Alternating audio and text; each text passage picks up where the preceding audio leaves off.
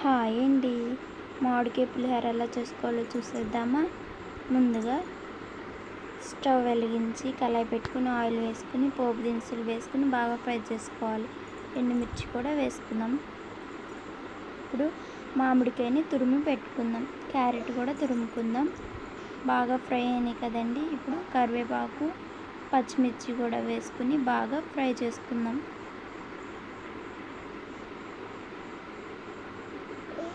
ఇప్పుడు చిటికెడు పసుపు,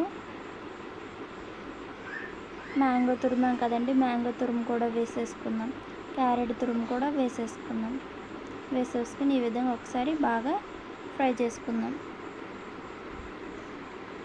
బాగా ఫ్రై అయిపోయింది కదండి. ఇప్పుడు సరిపడినంత సాల్ట్ కూడా వేసుకుందాం. వేసుకుని మరొకసారి కలిపేసుకుందాం. బాగా కలిపేసుకున్న తర్వాత ఇప్పుడు ఉడికించి పెట్టుకున్న రైస్ని కూడా వేసేసుకుందాం.